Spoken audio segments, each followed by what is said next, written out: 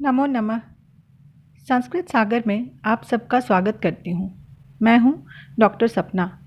आज का हमारा विषय है गद्य काव्य का उद्भव एवं विकास। जैसा कि हम सब जानते हैं, श्रव्य काव्य के 3 उपभेद होते हैं: पद्य, गद्य और गद्य पद्य मिश्रित चंपू। छंदोबद्ध रचना पद्य कहलाते हैं तथा जो छंद रहित हैं वह है गद्य। विचारों की अभिव्यक्ति का माध्यम तो सामान्यतः गद्य ही होता है, परंतु साहित्यिक रचना का आदिम रूप पद्यात्मक है। ऋग्वेद भारतीय वाङ्मय का प्रथम ग्रंथ है और इसकी रचना पद्य में है। सामवेद भी पद्यमय है। यद्यपि संस्कृत साहित्य का प्रथम ग्रंथ पद्यात्मक है, तथापि गद्य साहित्य की अपनी अलग विशिष्टता है। वैदिक संहिताओं में ही गद्य का प्रथम दर्शन हमें मिलता है।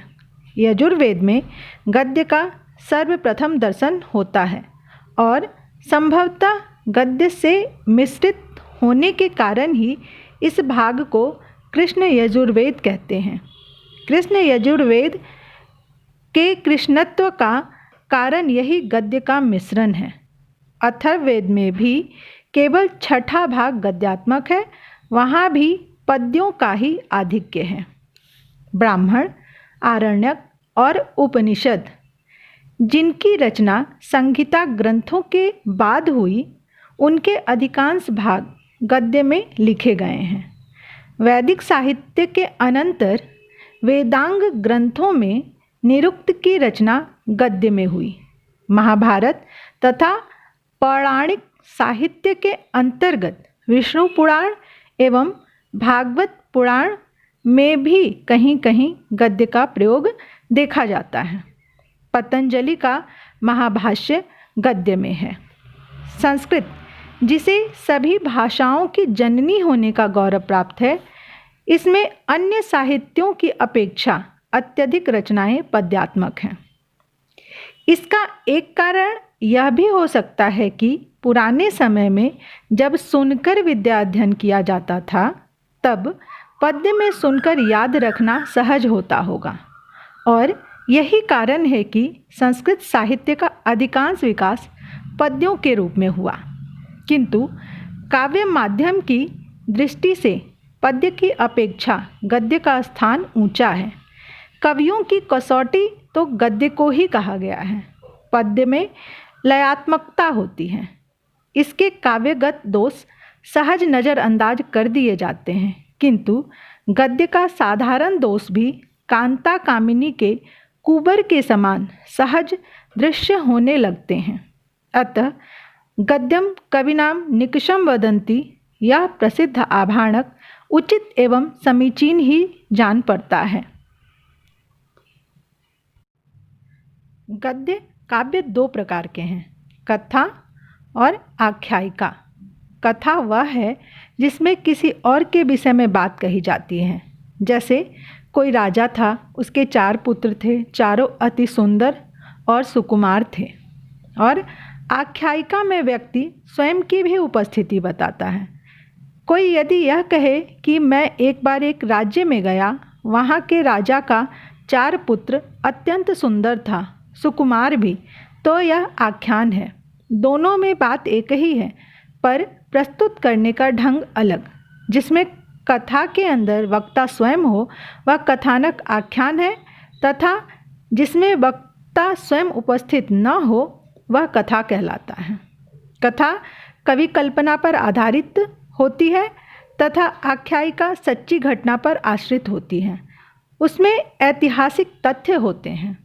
कथा और आख्यायिका में जो अंतर बताया गया है, उसका पूर्णतः पालन किसी भी संस्कृत गद्य लेखक ने नहीं किया, तथा दंडी ने कहा कि इसमें खास भेद नहीं है, ये गद्य काव्य के ही 2 नाम मात्र हैं। संस्कृत गद्य काव्यों में वासवदत्ता ही सर्वप्रथम प्राप्य ग्रंथ है। प्रौढ़ गद्य ग्रंथकारों में सुबंधु प्रथम हैं। इनका समय प्राप्त प्रमाणों के आधार पर 600 से 625 ईस्वी के बीच माना जाता है। वाशवदत्ता इनकी एकमात्र गद्य रचना है। इसी पर इनकी यशोलता पुष्पित एवं पल्लवित है। इनकी रचना समास प्रधान गौरी शैली में है। इस रचना का वर्ण विषय है राजकुमार कंदर्प केतु स्वप्न में एक परम सुंदरी कन्या को देख उसे ढूंढने निकलता है। उधर पाटलिपुत्र की राजकुमारी वाशवदत्ता ने स्वप्न में उसी कंदर्प केतु को देखा है। कथानक के मध्य में किंचित कठिनाइयों का आना तथा अंततः नायक और नायिका का मिलन होता है। स्वल्प तथा सामान्य घटना को कवि ने अपनी प्रतिभा के बल पर सुंदर काव्यात्मक रूप प्रदान किया है। सुबंधु ने अपनी प्रत्यक्षर श्लेषमय प्रपंच के आधार पर इस काव्य के प्रत्येक अक्षर में श्लेष अलंकार का सन्निवेश किया, जिससे यह दुर्बोध हो गई। कहीं कहीं प्रसन्न श्लेष मूलक उपमामयी रचना अत्यंत कमनीय है। सुबंधु के बाद दंडी जैसे जाज्वल्यमान कवि नक्षत्र का प्रादुर्भाव संस्कृत गद्य क्षितिज पर होता है। इनका स्थान संस्कृत गद्य कवियों में अद्वितीय है।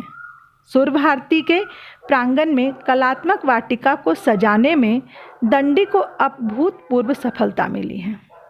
शब्द साम्राज्य के समर्थ सम्राट पद समूह के चयनकर्ता दंडी अपनी विलक्षण कला चातुरी से ललित पदों की श्रृंखलाबद्ध योजना को कार्यान्वित करते हैं।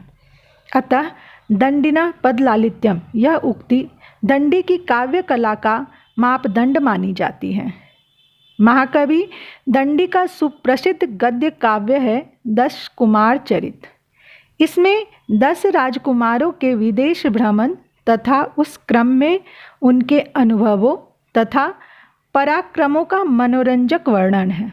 मारकाट, छल कपट, प्रेम सौहार्द से ओतप्रोत इस सजीव कृति में तत्कालीन समाज का बड़ा ही पारदर्शी चित्रण इस रचना में है।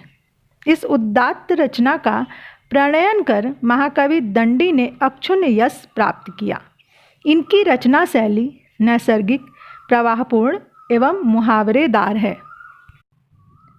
संस्कृत साहित्य में गद्य काव्य का चरमोत्कर्ष वाण की कृतियों में देखा जाता है। वाण ने 2 गद्य काव्य लिखे, हर्षचरित और कादंबरी। हर्षचरित आख्यायिका है।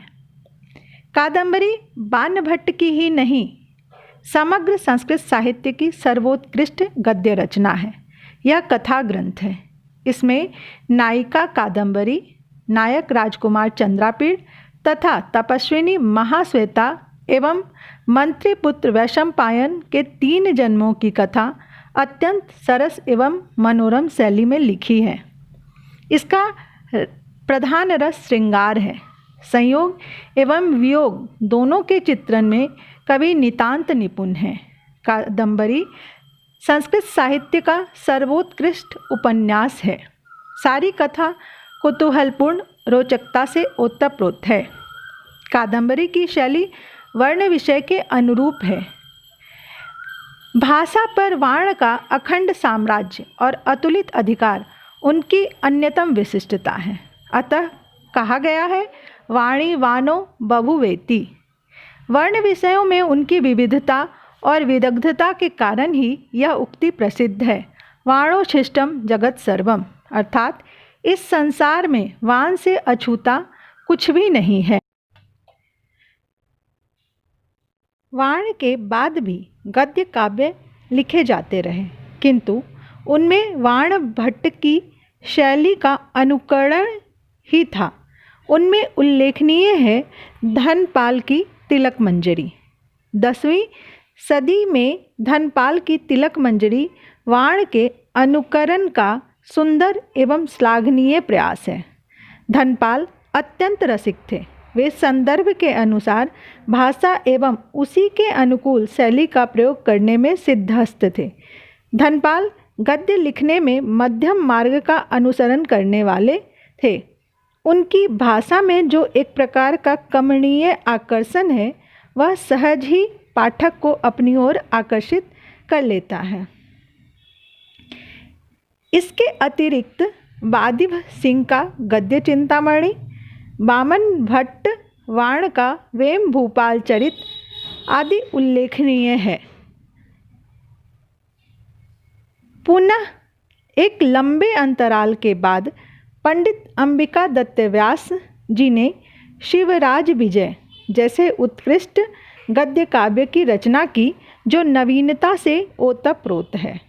इसका रचना काल 1898 ईस्वी माना जाता है तथा इसका वर्ण्य विषय छत्रपति शिवाजी के चरित्र तथा दिग्विजय का वर्णन है। देशभक्ति के उदात्त भावों का यहाँ अत्यंत सुंदर चित्रण है। इस प्रकार संस्कृत साहित्य में गद्य काव्य की लंबी परंपरा रही है, जो 20वीं शताब्दी में भी अविरल रूप में प्रवाहित हो रही है। बहुत बहुत धन्यवाद।